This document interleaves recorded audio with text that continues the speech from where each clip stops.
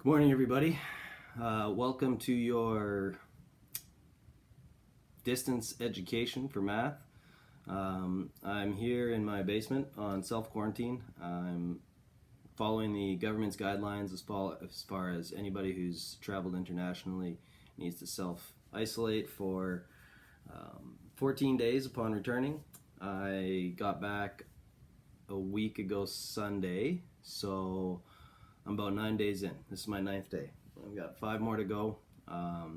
It's definitely a bit of something I've never experienced before. Not having that human contact for 14 days is definitely a challenge in itself. I talk to my family regularly during FaceTime.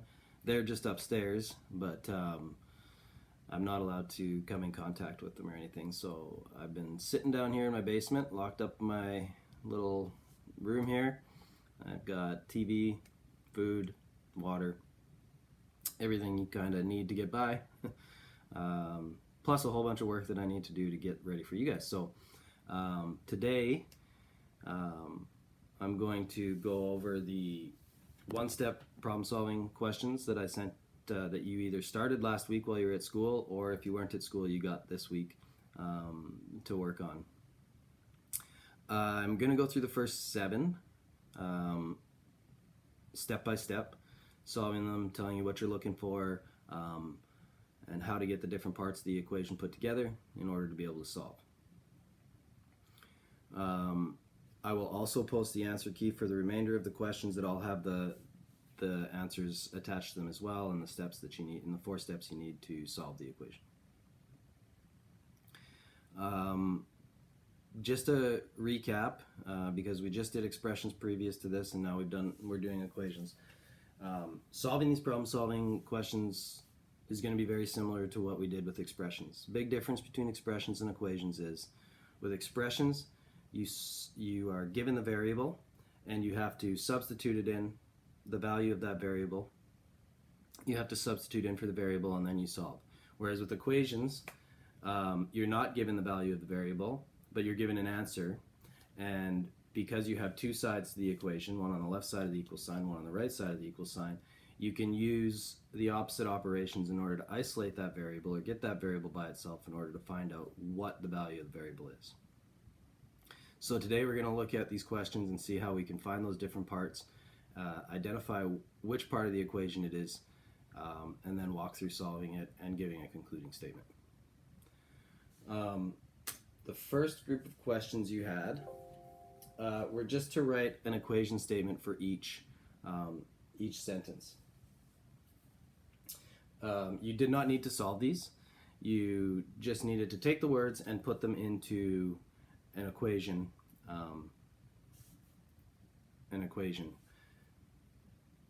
that represents the words. Sorry. So, to start off with, we'll take a look at those. We'll take a look at what we're looking for here, and this will help hopefully when you're doing the problem-solving questions as well. So, the first one says a number multiplied by 6 is 18. So what you're looking for there is the operation you're going to use. In this one it says multiplication, okay, and the numbers you're going to use. And in those numbers you're trying to look for which one's going to be with the variable and which one's going to be by itself as the total for the question. Now if we take a look at this, a number multiplied by 6 is 18. 18 in that situation is going to be your total. You know the operation you have to use, which is multiplication, and you know the number that you have to multiply by, which is 6. So in this question, to represent that, you would write 6, and you can choose any letter A to Z for your variable. Whichever you decide is fine. I'm going to use x in this one, so I'm going to do 6 times x equals 18. Okay? Now, that's what your first one's going to look like, and we'll continue working through the other ones to see how they go.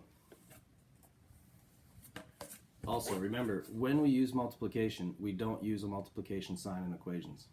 We just use the variable right beside the number. So whenever you see a number with a variable right beside it, you know it's multiplication. The next one says a number decreased by 3 is 4. So again, we take a look at the wording in there, and when we're decreasing a number, we're subtracting that number. So it's very important when you're doing subtraction and division in these word statements that you put them in the right order, because with addition and multiplication, multiplication you always put the number before the variable, but with addition it doesn't necessarily matter where you put the variable in the statement, because either way you're adding the numbers together, you're going to end up with the same answer. With subtraction and division it matters. With subtraction you need to make sure you're writing them in the proper order, otherwise if you get them switched around you end up with a different answer as well. So in this one it says a number decreased by 3 is 4. So you're going to take a number and you're going to decrease it by 3. So I'll use x again for my variable for this one to represent the unknown number. A number decreased, which is subtraction, by 3 equals 4. Okay? I'm going to try and pick this up a little bit so I don't keep you on here for too long. Number 3 is a number divided by 2 is 9. So again, with division, you need to make sure that you put the numbers and the variables in the right spot. There's two ways that you could consider writing this, but if you read the statement, it's a number, the unknown number is being divided by 2, and whatever they're dividing by goes on the bottom of the division equation. So a number represented by x divided by 2 equals, what was the total? 9. Okay, now again, with division, we don't use generally division signs, we write it like a fraction, and I try and get you to remember that by, there's a line dividing the variable from the number, or separating it, that's division, okay? Multiplication, there's no sign, it's just a letter next to a number. Division looks like a fraction, you've got a number being separated by a line and a variable. So this one here, it's a number divided by 2 equals 9. I'm not sure if that probably looks backwards to you. Hold on a second.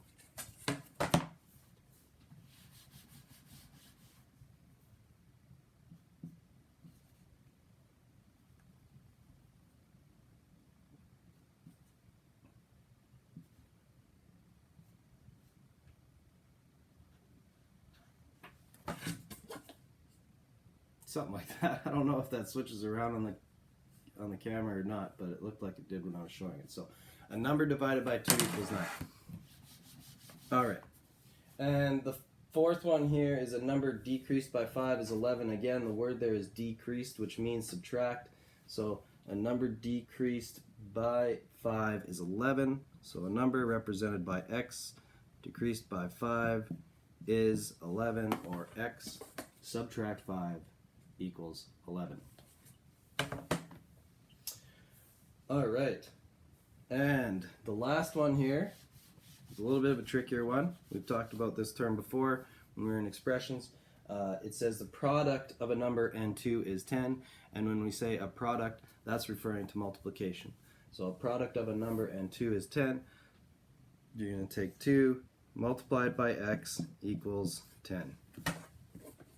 This is probably coming out backwards for you. If it is, just hopefully you can flip it around in your head, or just even follow along on the answer keys you're going over this to see the answers written the right way.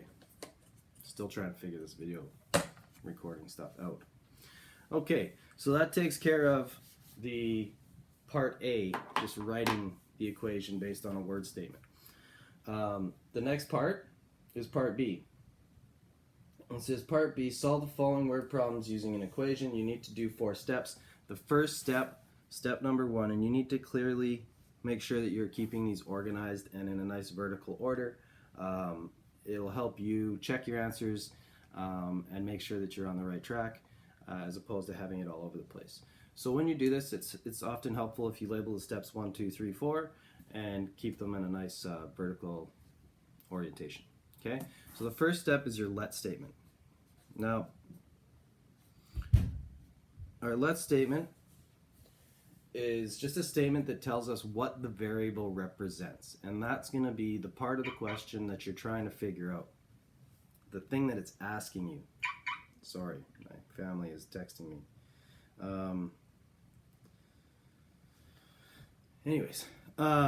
that's the question. That's the thing that it's asking you to solve for. So in our first question here, for example, it says, Brandon read 23 pages of his book and stopped reading at page 49.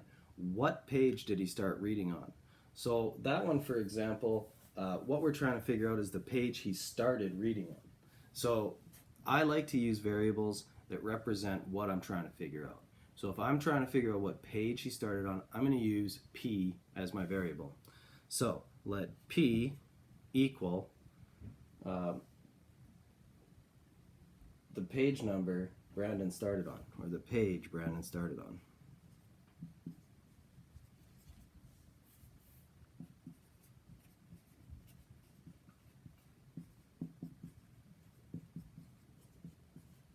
Okay? Let P equal the page Brandon started on. The next thing you need to do is write an equation with the variable on the left side of the equation, and then a total on the right side. You want your variable with the other parts of the number. Often what I see students do here is they kind of get into the steps of solving it and keep the variable by itself. You don't want that. You need the variable with the other parts of the question and the total by itself to begin with. And then the next steps is when you use those steps to solve it, which is usually the opposite operation. So if we take a look at what we know here, we know that Brandon read 23 pages of his book. And we know he stopped reading on page 49. So we need to take a look at that information and ask ourselves, what do we do with those numbers and which one's our total?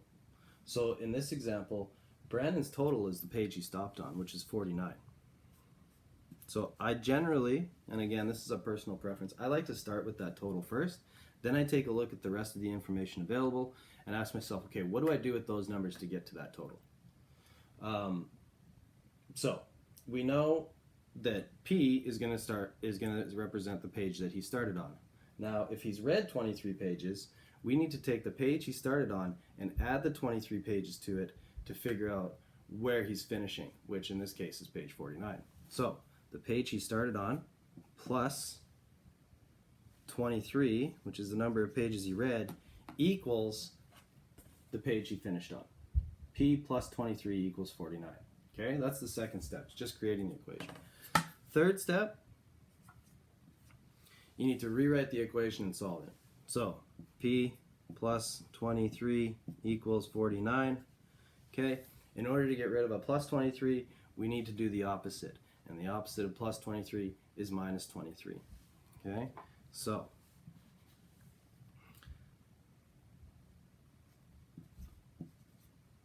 and what you do to one side, you guys know the rest of this, you do to the other. So if on the other side I have 49, I'm going to have to subtract 23 from that side as well. So P plus 23 minus 23 equals 49 minus 23. Now, the plus 23 and minus 23 in this situation get canceled out. And we're left with P equals 49 minus 23. Okay, we do the math. 49 minus 23 is 26. So we know that the page number that he started on would have been page 26. Then he read 23, taking him to page 49. Last thing you need to do is a concluding sentence, and in that concluding sentence, you just want to cover all parts of the question. Okay? So, for example, if Brandon read 23 pages of his book,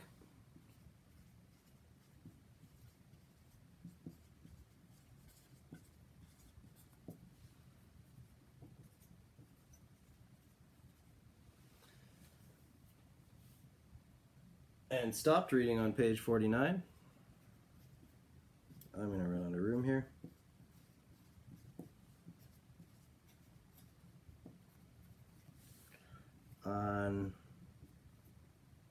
I ran out of room. Okay. If Brandon read 23 pages of his book and stopped on page 49, then Brandon started reading on page 26. Notice that I went through all the different parts of the question. if Brandon read 23 pages of his book and stopped on page 49, okay, then Brandon started reading on page 26. Okay, so you want to make sure you walk through the different parts of the equation. All right, I'm going to try and hustle along here a little bit. I don't want you having to sit in front of this thing for too long listening to me. So I will kind of keep rolling through the questions. Again, if you have any questions or having difficulty with this, please message me. Feel free to send me a video. Show me what it is you're having problems with, and I will respond, and hopefully we can work that out. We're going to have to try and work together here so that we can hopefully communicate as close to as well as we could as if we were in person. So this is going to be kind of an evolving situation. We're going to probably find different tools that we can use along the way to hopefully help with that. But please, any questions you have, throw them in the teacher-student communication folder. Make a video and put it in there if you want. If you're having a hard time typing out what you're trying to explain, then at least you can show me the question, what you've done so far, and we can go from there. Okay, second question. Julia works in a sports card shop. You know what? I'm going to move this like this. Don't have much workspace here. And I'll put my laptop here so I can stop looking away. All right. So, Julia works in a sports card shop. Card binders cost $6 each. 1 week she sold $180 worth of binders. How many did she sell? So again, as I've told you often in problem-solving questions, knowing what you need to use for it to answer the question is important. So when you're going through these, if you underline those important parts, it'll draw your attention to those important things and might help you figure out where you need to put them in the question. So if I'm looking at this, the important things I need to know: card binders cost $6 each. She sold $180 worth of binders, and the question that it's asking me, how many binders did she sell? So in this one, it's how many binders she sold. I'm going to put let S equal how many binders she sold.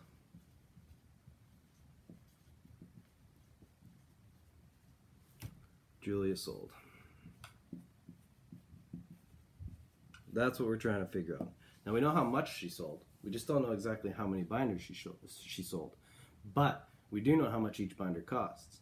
So my total here, if I'm looking at it, $6 doesn't seem to make sense to be my total. My total would be how much she sold. So my total would be $180. Then I have to ask myself, well, what do I do with that $6 per binder to get to the total she sold? Well, the S stands for how many binders she sold. We're going to take that $6. It wouldn't make sense if she sold 10 binders and we added 6 to it. That wouldn't be how she tallied her total. It would make sense if we took how many binders she sold and multiplied it by the $6 per binder. Okay? So the question is going to look like this. $6 times S equals 180. Now that we have our equation, we can rewrite it and solve. Okay? It's a multiplication equation, and in order to solve an equation with multiplication, we do the opposite. And the opposite of multiplication is division. So I need to get S by itself. I need to isolate it. I need to cancel out that 6. Now, in order to cancel out 6 times S, I divide by 6. And I do the same to the other side. Okay, cancels out the $6. I'm left with S, and then I have to figure out what 180 divided by 6 is. And 180 divided by 6 is 30. That's a lot of binders. Okay, so concluding sentence for that one: if binders cost $6 each and Julia sold $180 worth of binders, that means that she sold 30 binders total. Okay, that one went a little faster. All right, here's my eraser. I'm just going to say the concluding sentence as opposed to writing it out. You can see it written out on the answer key, and I just really don't have much room on these whiteboards. So I'll just say it. It's probably easier to hear it than read it anyways if it's coming up backwards. Let me know in the comments in the student teacher communication folder. If these are looking backwards to you when I'm showing them, I may have to figure out another way to do this. Okay. Next question. Alyssa earned $68 at $8.50 per hour. How many hours did she work? So, if we take a look at the information there, okay, we know how much she gets paid per hour, which is $8.50. We know how much she made that day that she worked, which is $68. We just need to figure out how many hours she worked in total. So, let H, again, your variable might be different, but I like to use ones that represent what I'm trying to solve for. Let H equal how many hours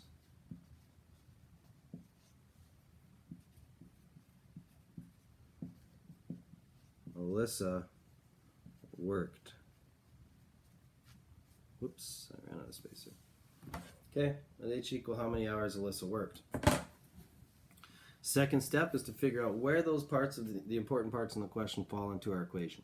Okay, if we take a look at it, $8.50 is not going to be her total. That's what she gets paid per hour. Her total pay for the day, though, is going to be $68.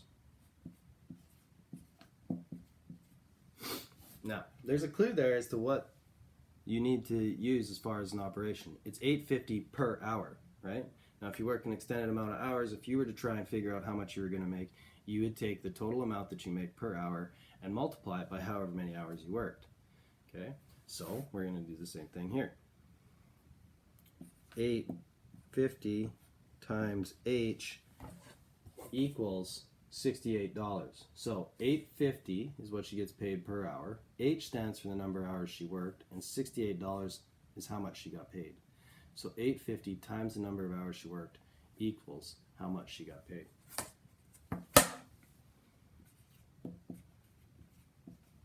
Now we solve. It's a multiplication question, so again we use division to get rid of the $8.50. So we can get H by itself, so divide by $8.50, cancels out. What you do to one side, you do to the other. 68 divided by $8.50 equals, I just realized I put a dollar sign on my answer key, 8. It's not $8, it's 8 hours. Okay, so if Alyssa gets paid $8.50 per hour and made a total of $68, then she worked for 8 hours. Okay, and that would be your concluding sentence. All right, moving on to 3. At 22 minutes here, I'm going to try and hustle. All right, so the next question is, Mark has 3 times more mass than his younger sister. His sister has a mass of 16 kilograms. What is Mark's mass? Now this is a tricky one because it leads you to believe it's multiplication, but you actually need to use multiplication to solve. If you take a look at the information, we know that Mark's sister is 16 kilograms. We know we're trying to figure out Mark's mass. So let's start off with the let statement. Let M, oh my goodness, this marker's dying already, first day. Okay. Let M equal Mark's mass.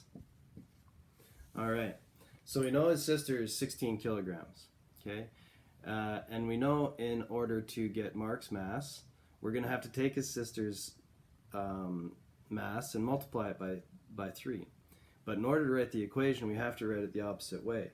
If we were to calculate her mass, which is 16 kilograms, what would we have to do to Mark's mass?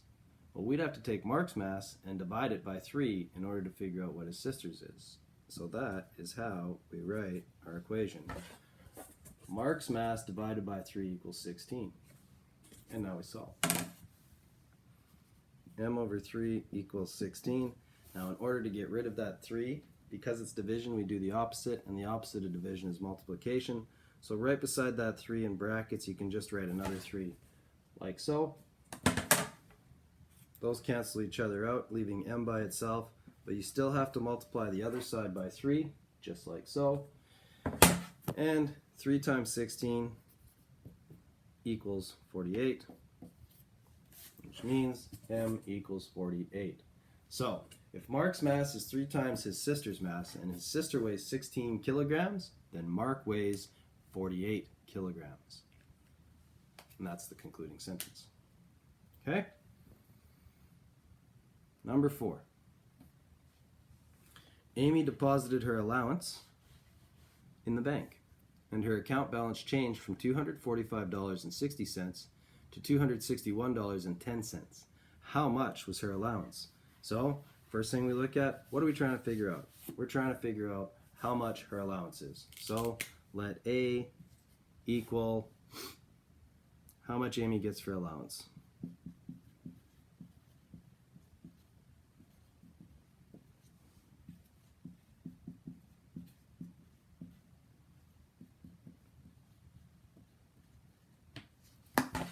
Let A equal how much Amy gets for allowance.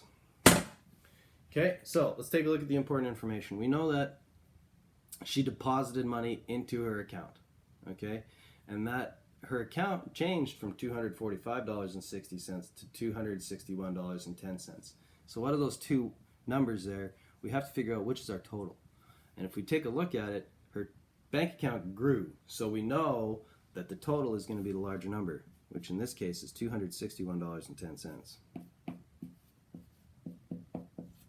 Okay, then we need to figure out what we do with the amount she deposited, which is her allowance, and the total that her bank account used to be at. Well, if you put money into an account, you're adding to that account. So that's what we have to do here. We take her allowance and we add $245.60. Uh-oh, I ran out of room.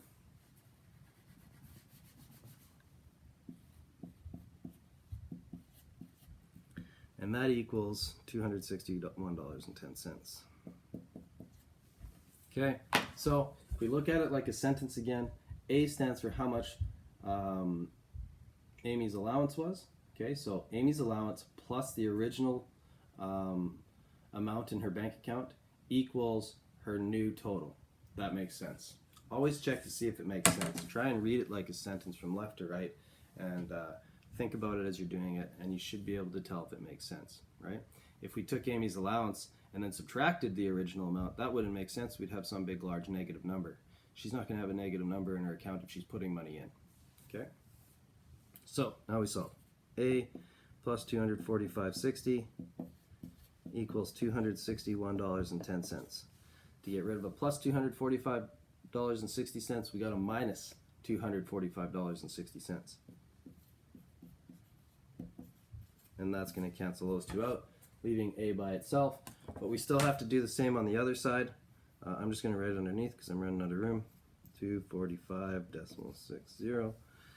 And if we take $261 and subtract $245.60, we are going to end up with $15.50.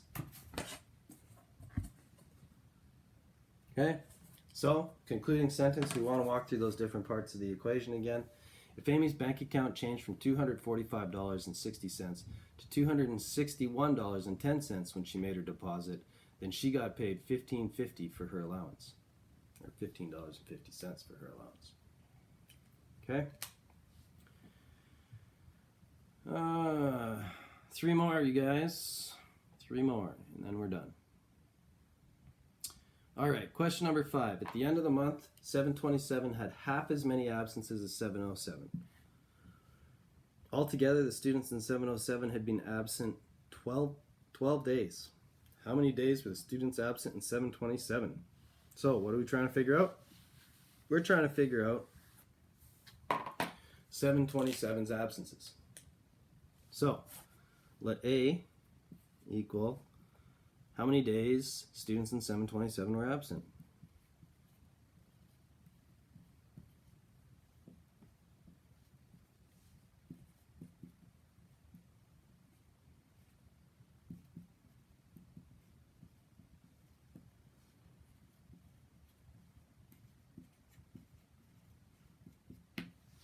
All right, so we need to look at the information. We know that 707 was absent for 12 days. And we know that 727 has half as many absences as 707. So if we know 707's absences, which are, how many days did I say? 12 days. We need to ask ourselves, well, what do we do to 727's absences in order to get 707's absences? So if 727 has half as many absences, we'd have to take their absences and double them in order to figure out, or in order to calculate 707's absences. So that's exactly what we're going to do. We're going to take the absences and we're going to double them or multiply them by 2. So 2a equals 12. We've got a multiplication equation, which means we need to use division to solve. So to get a by itself, we need to get rid of that 2. And in order to get rid of it times 2, we divide by 2. What you do to one side, you do to the other. And you end up with 12 divided by 2. And 12 divided by 2, if we cut 12 in half, we end up with 6. So a equals 6. Concluding sentence. If 727 had half as many absences as 707, and 707 had 12 absences, then 727 would have had 6 absences.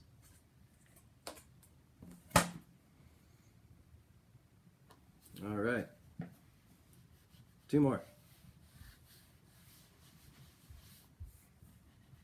The next question, number 6. George and Mary collect friendship beads. George gave Mary 7 beads. Mary then had 21 beads. How many friendship beads did Mary have to start with? So, what are we trying to figure out? The question at the end always tells us what we're trying to figure out. How many friendship beads did Mary have to start with? So, let B equal how many beads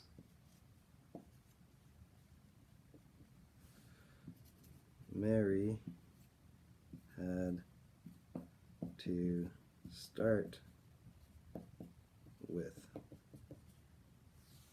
Okay, so let's take a look at the information. We know George gave Mary 7 beads.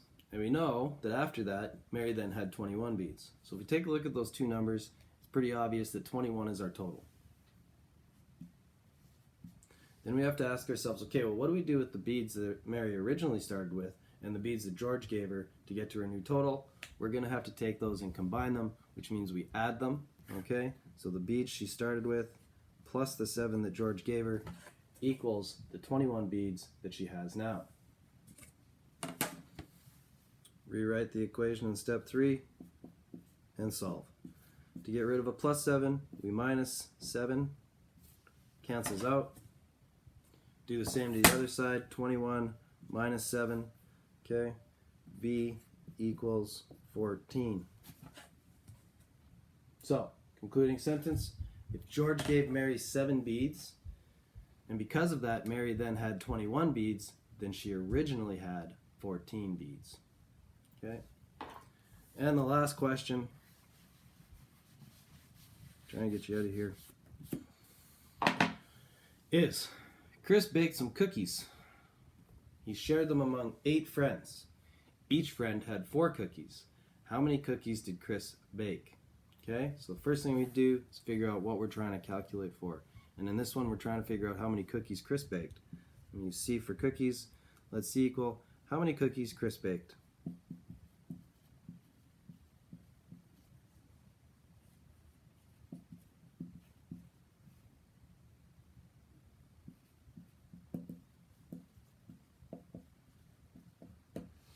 All right, so let's C equal how many cookies Chris baked. Now, we need to take a look at the information. We know that each friend got 4 cookies. We know he had 8 friends. We need to figure out what our total is here. This is a bit of a trickier one, okay? But we know each friend got a total of 4 cookies. That is going to be our total. Now, we need to figure out then, with all the cookies Chris made, what do we do with his 8 friends to figure out how they each get 4? Well, we need to take the total amount of cookies Chris baked, which we don't know yet, and we need to divide that amongst his 8 friends in order for each one of them to get 4.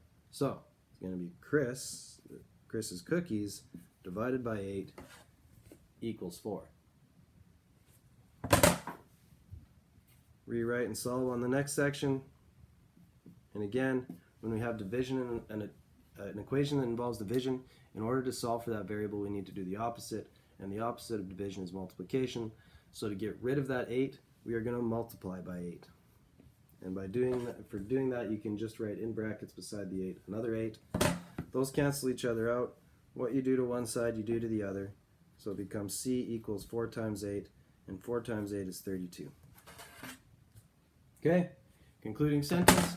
If Chris shared the cookies he made with his 8 friends, and each friend got 4 cookies, then he would have made a total of 32 cookies.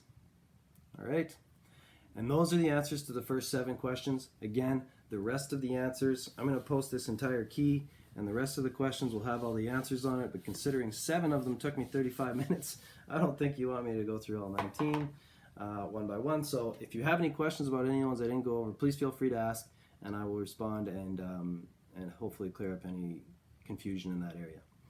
I hope you guys have a great day. I've got some science things that you have to work on. I'm going to post the answers for the earthquakes, mountains, volcanoes questions. I believe it's actually just volcano questions. I'm not sure. At the end of the slideshow, I'm going to post those answers hopefully today. If not today, then tomorrow. If you're wondering where the questions are, whenever I give you textbook questions, you guys, the questions are always at the bottom of the last page. So take a look there if you haven't found them yet. You will find them. They're on the last page. In fact, I think my thumb is even pointing towards them in the picture. So take care of those questions. I'll post an answer key. You've got a big research project to work on. I know you guys were looking forward to researching some big earthquakes and volcanoes. Hopefully I picked some good ones for you, and you enjoy that task as well. Hope you guys are doing well. Hope your family's doing well. Keep safe out there. Make sure you're washing your hands. Listen to what the government's telling us. We need to make sure that we kind of tackle this together. So stay at home as much as you can. Keep your distance from people. Keep clean. Keep safe. And we will be back together before you know it. I miss you guys, and I will see you soon, hopefully. All right? I'll be sending out more videos as the time goes. I'm going to get one out for your equations review as well. I haven't figured out for sure yet if we're going to be writing that at home or not. If we do end up writing it at home, please do it on your own. Parents, feel free to help students understand what the question is asking them, but please try not to tell them how to do it so that we can get an accurate assessment. Okay? Take care, you guys. Miss you. Hopefully we'll see you soon. Okay, bye.